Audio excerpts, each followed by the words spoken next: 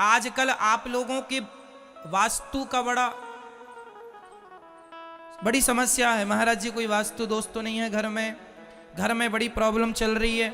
आपके घर में प्रॉब्लम इसलिए भी चलती है आपके घर में, क्योंकि आपके घर में जिस घर के सामने फ्रंट पर शंख और चक्र बना होता है, या श्रीमन नारायण लिखा होता है, या श्री सीताराम लिखा होता है, या श्री सीताराम या श्री राधे श्याम लिखा होता है, उस घर में कभी नेगेटिविटी प्रवेश नहीं करती, कोई संकट प्रवेश नहीं करता। लेकिन आपके घर में ये कुछ ना लिखा हुआ। पहले के जमाने में घर में पहला चित्र, पहले लोग अपने घरों में चौपाइयां लिखवाते थे। मंगल भवन अमंगल हारी, द्रवहु सुदशरथ अजिर विहारी।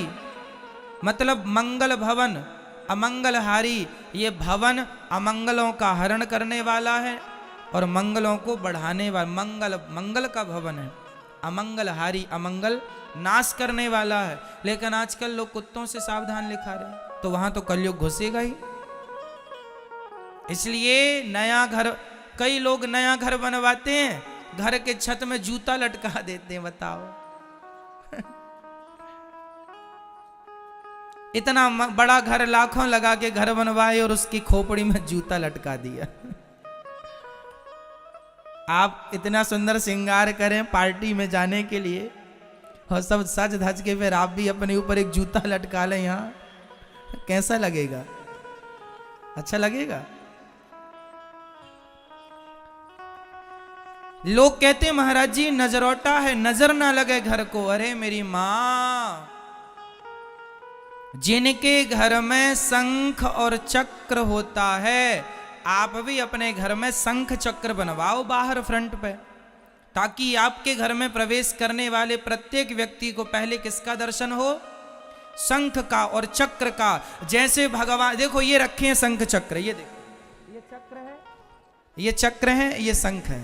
देखो आप फ्रंट भी भागवत जी पे आप देख रहे हैं, क्यों रखे हैं? ये ऐसे सजाने के लिए नहीं रखे, कारण है इसका कारण ये है कि ये जो चक्र है, ये जैसे भगवान श्री कृष्ण के सुदर्शन चक्र ने सारे दुष्टों का दमन किया, ऐसे ही जब आपके घर में शंख चक्र होगा तो चक्र का अर्थ यही हुआ कि जैसे भगवान ने समस्त दुष्टों का चक्र से दमन कर दिया, उसी प्रकार घर में घुसने वाली हर बुराई का शंख जी हमेशा के लिए, चक्र हमेशा उनका नाश करता रहे। आपके घर में कोई भी नकारात्मकता नेगेटिविटी प्रवेश ना करे, चक्र उन्हें बाहर ही काटते रहे, इसलिए चक्र अंकित किया जाता है। शंख इसलिए अंकित किया जाता है, विजय का उद्घोष है शंख, है ना। शंख इसलिए बजाया जाता है खुशी के लिए, शंखनाद हो गया मतलब विजय हो गई, है ना। विजय का शंख बजाया जाता है, तो जिसके घर में सदा विजय का शंख बजता रहे, खुशियों का शंखनाद होता रहे, तो शंख और चक्र इसलिए घर में अंकित किया जाता है ना। ये शंख चक्र ताकि आप लोग दर्शन करते रहें।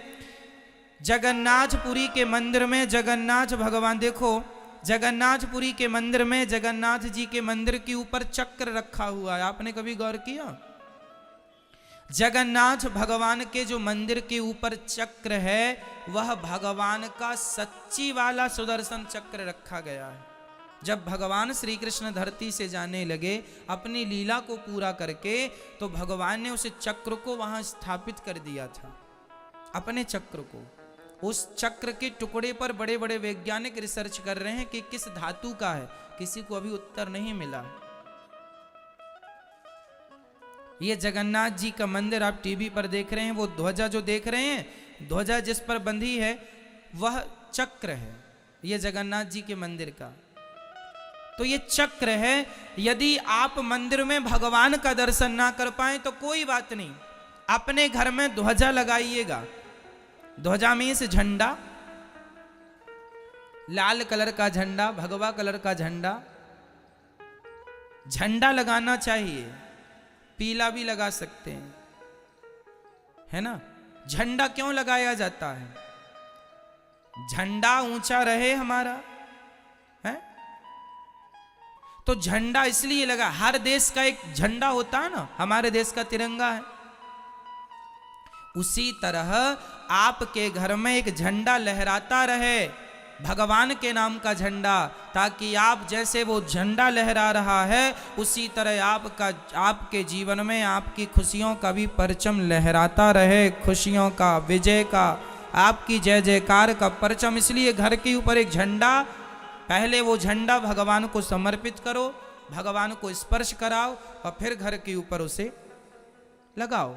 लेकिन आप लोग जूता लटकाते हैं उल्टा।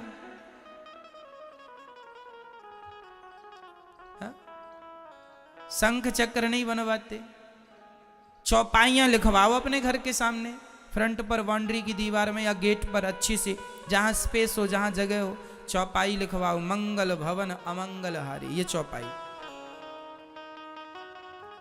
घर में। फिर कभी जो आपके घर में बड़ा क्लेश है, बड़ा कष्ट है, बड़ी लड़ाइयां चल रही हैं, झगड़ा तू मैं चल रहा, कुछ नहीं होगा। ये घर शुद्ध होना चाहिए। घर में जाते ही, कई लोगों के घर में आपने देखा है, जाते ही ना एक पॉजिटिव एनर्जी दिखती है, एक अच्छा लगता है, बहुत अच्छा। कई बार ना किसी के घर में जाते ना, बिल्कुल ऐसा लगता है कि हम जेल में आ गए, है ना, कहाँ आ गए, मतलब एक नेगेटिविटी है उसके घर में, होता है। धरती का भी प्रभाव पड़ता है, घरों का बहुत बड़ा प्रभाव होता है। घर कैसे होने चाहिए, कोशिश ऐसी हो, आज के जमाने में पता है लोग ना सड़क में भी घर बना लेते हैं अपना। आपके घर के आगे 5 फीट की गली है, तो घर बनाने वाले ने थोड़ा सा गली भी दबा ली, है ना, गली दबा ली, आधे पर दबा ली, उसको लगा मेरा घर बड़ा हो जाएगा, बड़ा नहीं होगा, छोटा हो जाएगा। पगले, कैसे छोटा हो जाएगा? तुम्हारे घर में वास्तु दोष लग जाएगा। उस घर में वास्तु दोष काम नहीं करता। हम जब बता रहे हैं आपको, जब भी घर बनाया करो तो कोशिश ये हो कि घर के चारों तरफ थोड़ी थोड़ी, भले 2-2 फीट जगह छोटी हो, पूरे घर के चारों तरफ घर की जगह छोटी हो, घर की परिक्रमा लग सके। जिस घर की परिक्रमा लग रही है, जिस घर में चारों तरफ भले 2-2 फीट की जगह छोटी है, उस घर में कोई वास्तु दोष नहीं लगता, है ना। यदि घर में नेचुरल प्रकाश आ रहा है सूर्य भगवान का, तो उस घर में कोई वास्तु दोष नहीं होता, ठीक है। तो प्रकाश, आप जब नया घर बनवाइए तो कोशिश यही करिए कि 2-2 फीट ही सही, 4-4 फीट ही सही चारों तरफ, ताकि घर की परिक्रमा, साफ सफाई भी होती रहे, घर की प्रदक्षिणा होती रहे, है ना। तो घर सुंदर भी दिखेगा, अच्छा भी होगा, प्रॉपर जगह पे लाइट बात हो, प्रॉपर जगह पे रसोई हो, है ना। ये सब वास्तु है। चलो हम वास्तु के टिप्स आपको अभी ना दें, क्योंकि जब घर बनाएंगे तो आप गूगल पर सर्च कर लेंगे, आपको पता लग जाएगा कहाँ क्या है, कहाँ क्या नहीं है, कहाँ क्या होना चाहिए, तो सब गूगल में आजकल मिल जाता है। हम ये बोलेंगे कि थोड़ा ध्यान जरूर दिया करो, है ना।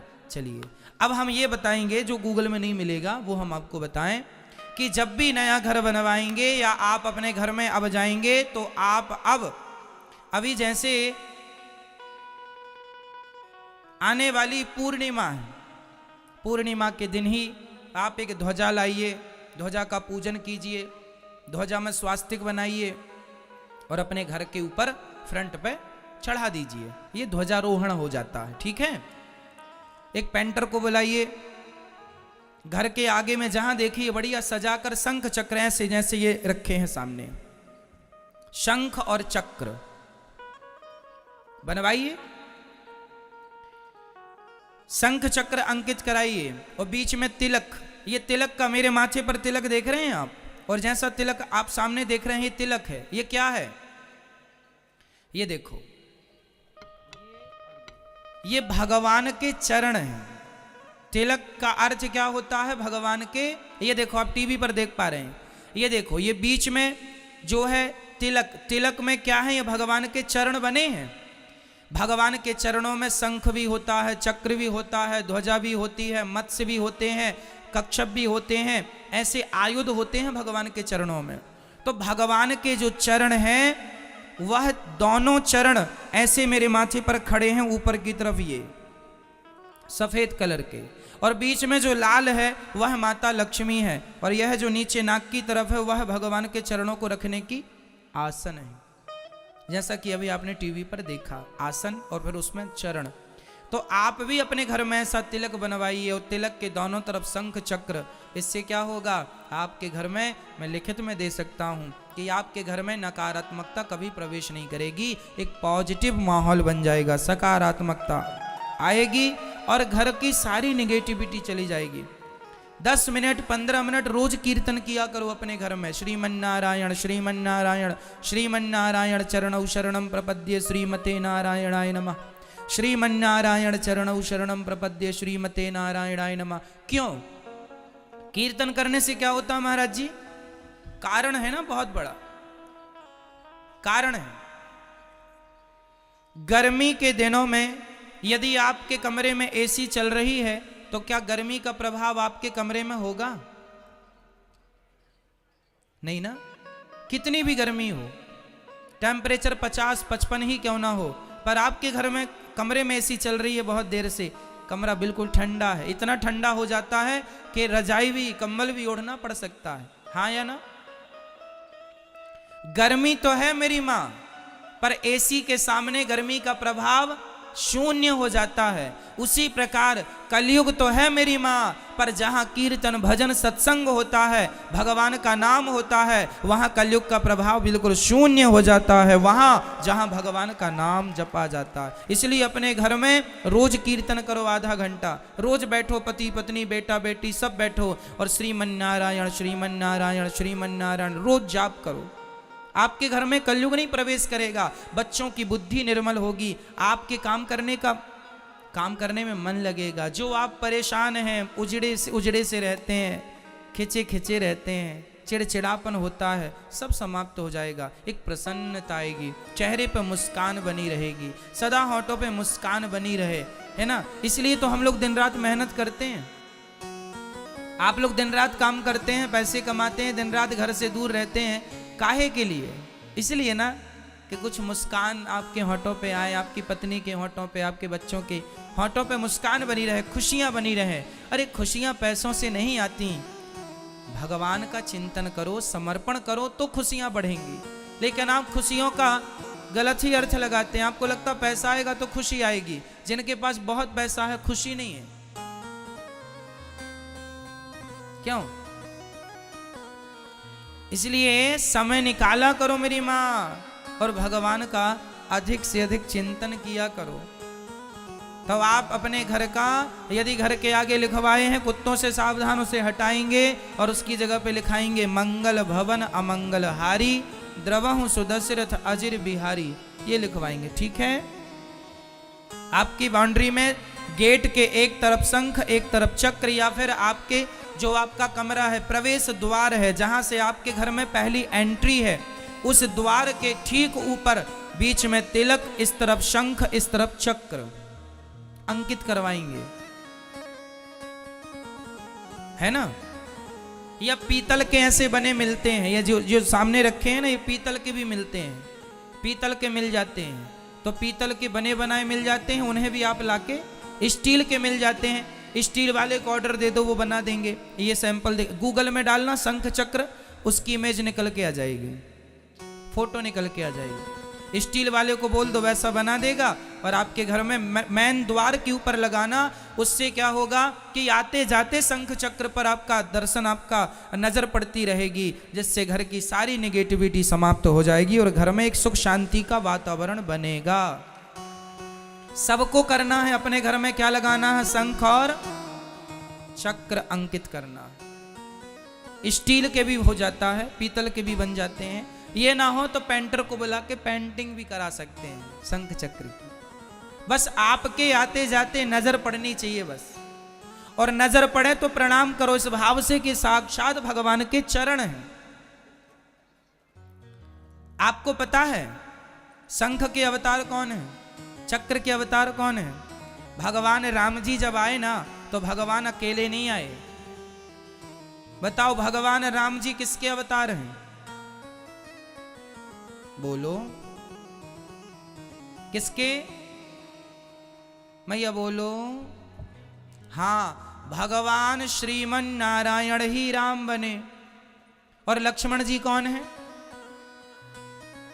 कौन है? शेषनाग, शेषावतार लक्ष्मण जी। और भरत जी किसके अवतार हैं? बोलो, भरत जी किसके अवतार हैं? मैया बोलो। भरत जी साक्षात शंख के अवतार हैं। शंख, ये जो शंख मैं बोल रहा हूं, ये शंख, शंख के अवतार भरत जी हैं। और शत्रुघ्न जी किसके अवतार हैं? चक्र के। चक्र जो भगवान का सुदर्शन चक्र है, उस सुदर्शन चक्र का अवतार त्रेता में भगवान के संग हुआ, उन्हें शत्रुघ्न जी कहते हैं। शंख और चक्र। शेषावतार लक्ष्मण जी और भगवान नारायण साक्षात राम जी। राम जी अपने पूरे परिकर के संग आए, पूरा परिकर। तो ये शुभ सूचक, हमारे सनातन धर्म में शंख चक्र तिलक को मंगल सूचक माना जाता है। क्या माना जाता है मेरी मां? मंगल सूचक। जैसे हम लोग स्वास्तिक को मंगल सूचक मानते हैं, ओम को, ओम आ उमा, ओम को मंगल सूचक मानते हैं, ऐसे शंख चक्र भी मंगल सूचक हैं। ये घर में होना अनिवार्य है। आप पीतल के छोटे से ऐसे लेकर इन्हें आप पूजा स्थान पर भी रख सकते हैं। रोज दर्शन करने से भी बुद्धि निर्मल होती है। इनकी पूजा हमारे यहां तो शंख चक्र की आपको पता है, शालिग्राम जी के पास, शालिग्राम जी में शंख चक्र होता है।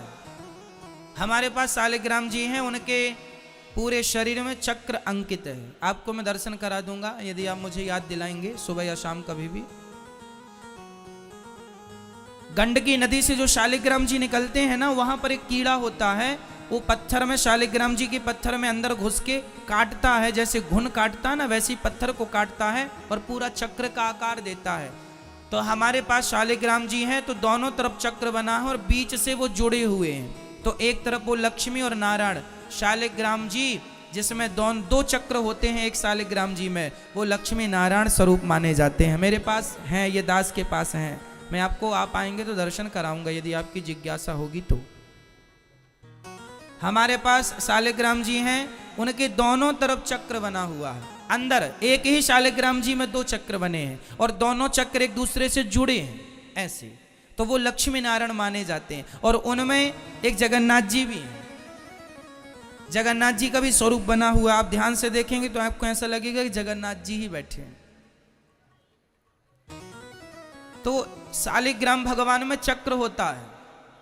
सारे शालिग्राम भगवान जी चक्रधर नहीं है, पर भगवान तो भगवान है। किन्हीं किन्हीं में शालिग्राम जी अंकित होता है, जिन्हें हम देख सकते हैं। बाकी भगवान तो भगवान है, सब में वही है, पर जिन्हें हम देख सकते हैं वो भी हम आपको आपकी जिज्ञासा पर दिखा सकते हैं। ठीक है, तो चक्र की बड़ी महिमा है, इसलिए हमने आपको चक्र की महिमा इतनी देर सुनाई। भगवान बिना चक्र के नहीं रहते, बड़ा प्रेम करते हैं चक्र से। यह भगवान के आयुध हैं, परिकर है ये भगवान का, शंख चक्र। जिस मंदिर में शंख नहीं है वो मंदिर शंख के बिना अधूरा है। जिस मंदिर में चक्र नहीं है वो मंदिर चक्र के बिना अधूरा है। इसलिए शंख चक्र तो हर मंदिर में होने ही चाहिए।